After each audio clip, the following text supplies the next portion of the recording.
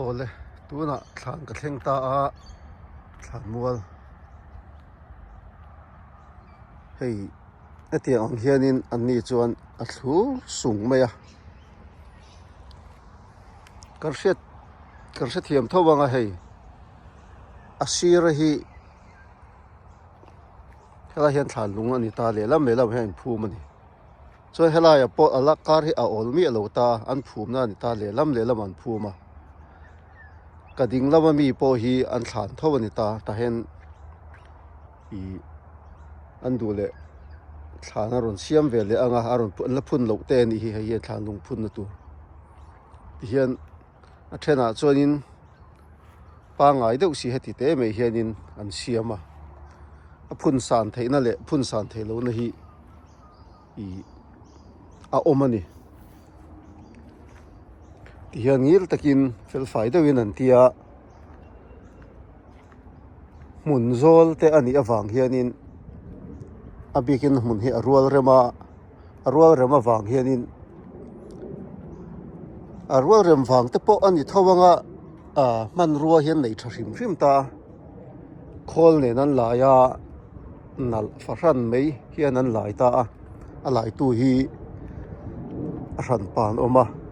keini lam anga du a valai ngot chi kha chu ani lo ani ti hian moi takin thlan a om thin ani hetiang te pawh hi keini lamatan pon kan chin chho zel a tha hle in ka hria a chan chu hlau oma te keini a kan la a hlau om ani mi alowa i thlan hi hmun moi tak an thon thu ngai nom tak chiar tur te pawh tam tak a awm ani chutia ang chuanin an ni hi chuanin an hmang tangkai thiama anuam em ani atlang pui thu in Christian deuh vek hi an ni a amaro chu an Christian na te pawh hi adang to khopa kan ti mai ang chu thian ni phot se hi a hnai vai nia a hlalama a chung lama hi ka kal le dona lo thir zel don ni dewin hei in hin lo sia hei an siama chol ha dam na ta hen tui in tur te pawh om thlap ani thian me chu ani mai cheina thlan pawh a tam mai a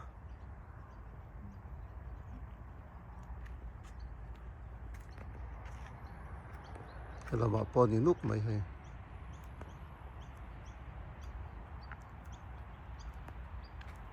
thlan la ruak ani ta ai ten an siam sa ni hi ten siam sa a heng hi chu aman a to fal dewang chuan a hmuna hianin hall lian pui mai an sa a ta hianin vuina program te hun ser te an hmang le ta ti hian chuang hian lian pui ani alang hetia en mei a hian chunga lu ti la alian zoka ten chuanin an hmang thil chumi zo chuan an in vui thin ani in her kual zelila hei helama hian moi tak ala om treuh mai a en kol tu bik hian oma chokidar kan ti ang chi kha helama chuanin mi ti na tho na ramani wangin i thlan te pawh hi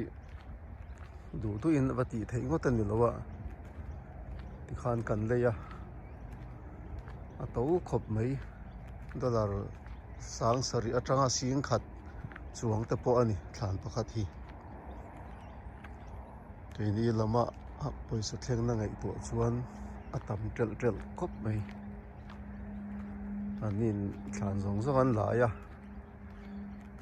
ti khan a ruang thlak thlengin an manin an boi puya chu an lo kal dan thin ani a keini lam nen chuan a in ang lo deuh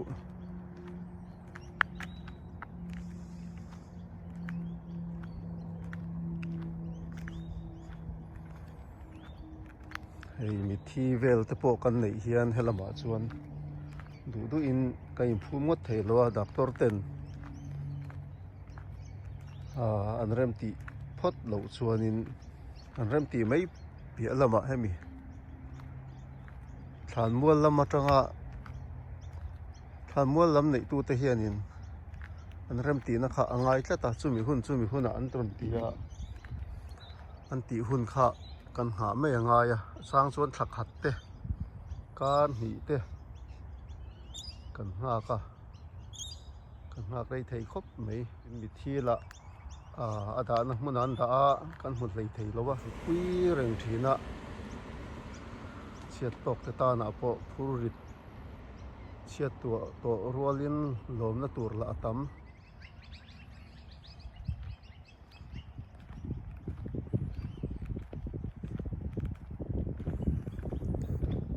hring dup mai a hmun te hi a nuam em an thlir hi nam hrang a in phum thei a bikin henglai hi chu Christian deuh hi kan ni a Christian lo deuh te pawh an lo awm tho tura ngai la an ni lo chuan hmun ve deuh te hi an nei heng ho hian tiang te chu an kal dan ve deuh chu ani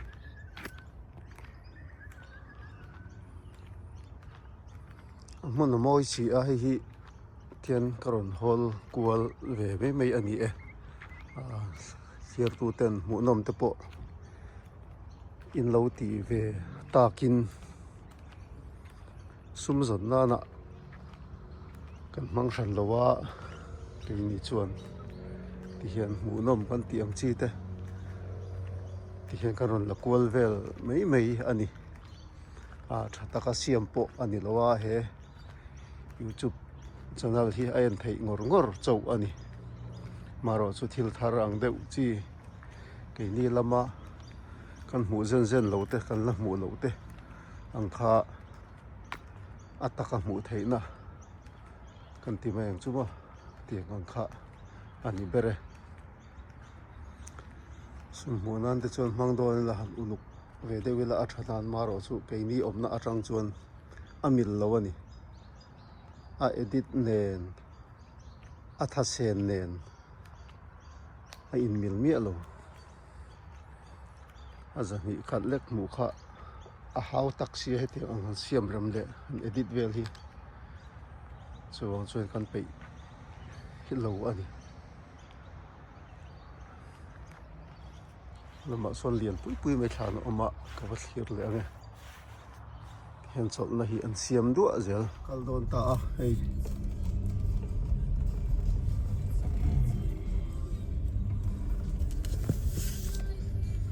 helai hi ro pui te le engmaw hrial ringna ani kha ringa banga sawn tar le thut mai a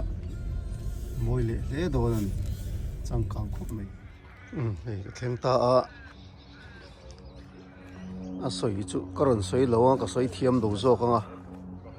ka chiar thiam lo zawk anga te karon hol tapang ta hian hrial rengna ti hianin an dah thina ro pui khop mai hei heng ho hi mawi takani mun then khata chuanin a chidang deuh hlek tiang banga tho si hian an dah ta a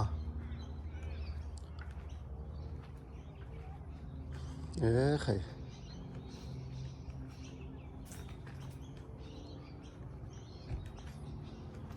a then te chu mi ro pui tak an ni hi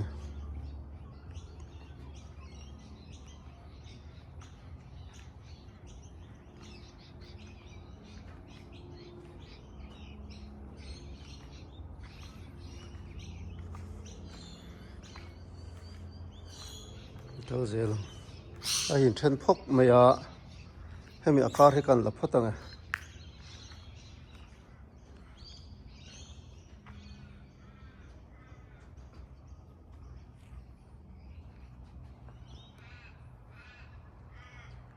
le lam a khat tlat mai han din chila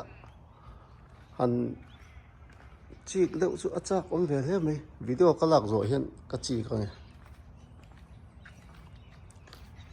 thu lệ là gì ạ siết sao cũng em mấy trên chỗ còn siết thiểm về tour tập bộ ông về nuôi tour lại ngay không thì hiện in ăn mì nghe mà đậu tất chủ rồi ngồi nè ăn thì mình đó đến mì thì hiện in special takin ăn rạ bì cái này mỗi ở rừng rẽ mà hay isua cross pulai lên te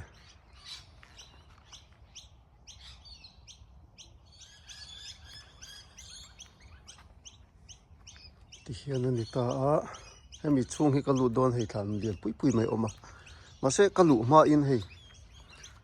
isua cross pulai lên khá anh ta akil tin là hiện lâu hung khua mày hay hiện lại là rapoi hay anh lâu hung vết mày anh chị lâu trên chú lệ lắm mà hiện ngầu pui te kan ti meng chú hiện special hậu hi anh lâu đã khua mày hay anh lâu hung clar anh lâu bel clar tiệp tuột mày nè anh bel po anh lâu hay anh mani thàn zo cái nhiều anh mani thàn zo cái nhiều hi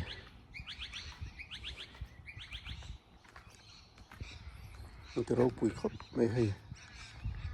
rau pui ta cái này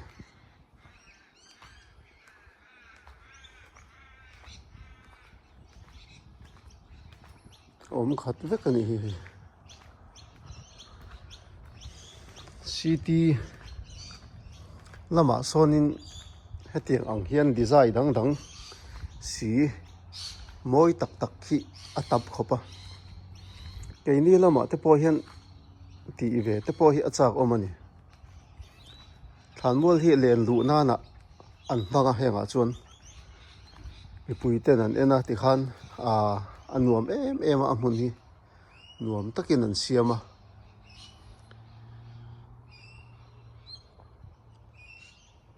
lâu ốm lắm mà bộ akal lâu ani kan soi to khan ti hian avar duai men en kol thaboka amu nam tak ze ze tani ei chu tok phat sela helai thal lian hi kan lut dona hei an than kal dan mang chu kan hre thiamanga a than omna anita hei hi ti hian akara hian lelam lewan phum ton ve ve a hian amun kan du dana zirin aman po atowa kan mun than na zirin ain ang lo thu ani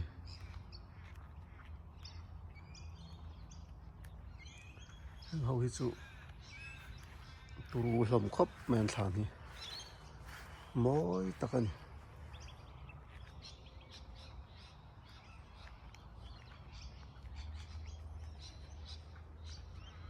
an than te po hi athen chuanin henga tang te po hianin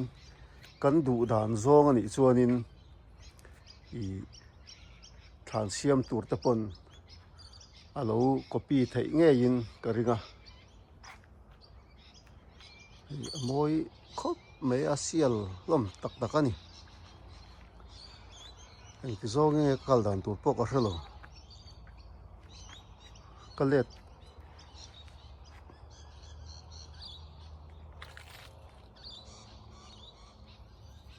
tiani tamai sela kale tanga ta tangi kan kalange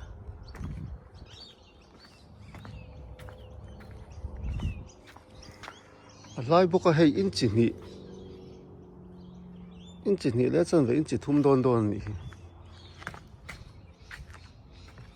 ti hian nupa than ang te na kala amoi dang lam khopa hei thla kan lang nge heti ang te po hi aremani hi keini lama na chang kan hriat lo wang te po nianga nu pathan si a rang de in kan da te hi kan lo hriat lo wang te po nianga apoi ang reng khopa tia lo om tlang hi alo moi boka moi po mu po alo nuama moi khop mai he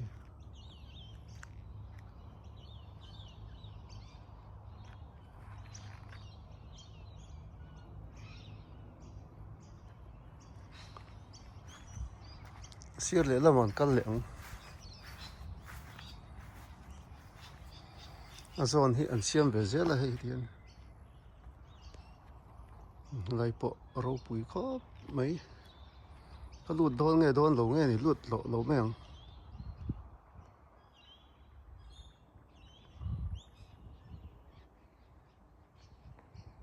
moi takani tlem chu ka lu ve re ngai ka lut lo wang kan ti zet nan hei nu pathan ang chi kha ti hian an tia moi ni hei tas pai su inten sak saka an uluk ve ni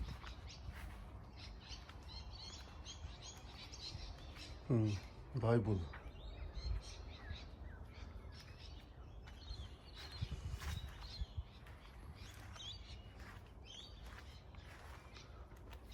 ro pui hlom khop mai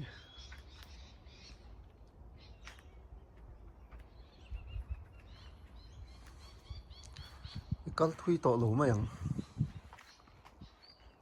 tlang pui chu riat tho hi heng ho hi chu om na mun hi a nge sial deuh bik angani hi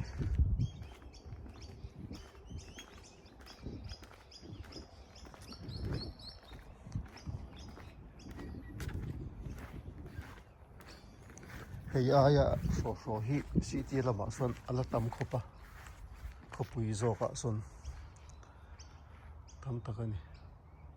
u anuama mi po an leng lut na sa a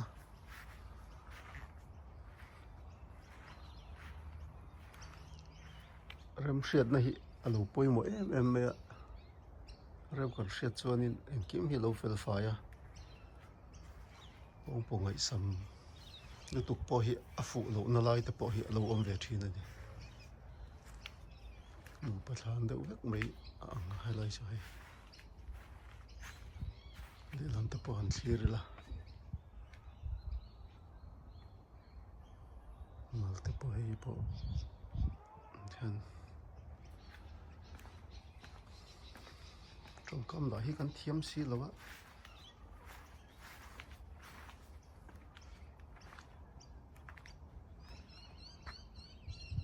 khir tu ten mu nom te in lo ti tak ten ke pon mu nom ka ti ema YouTube channel hian ka ron da do na thlan lung siam du te phun du ten om chuan hemi atanga copy tlak te idea te in lo nei thei tak te pon a tha ve in ka hria tin in lo hmu ve re a po kan hmu ngai lo thil ke ni lama thil om zen lo te ani ve a then hi chu tian hian kan lai in phum dan te po kina aram chang chuanin kelama kan man da tlang pui te po ron da chu le ka tumang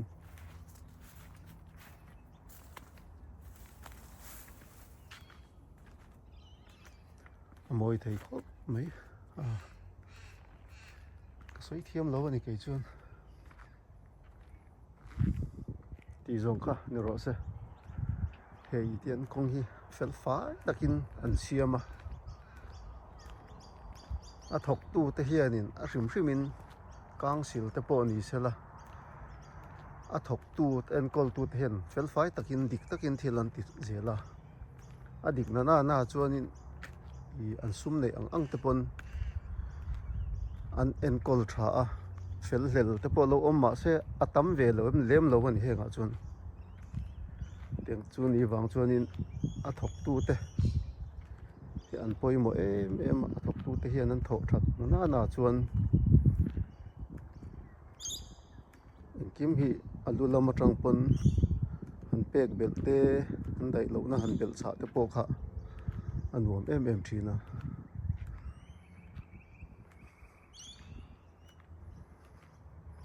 ti khan ro se ka hole to do na cái con kanu than tur nghe mo yang ti in kan men kwal ve ni a so lai in so ka kal to na kha di a ma ka lang na kha so lama son ka du zong de wa ma chu ba mi chu kan copy ve do na ni chu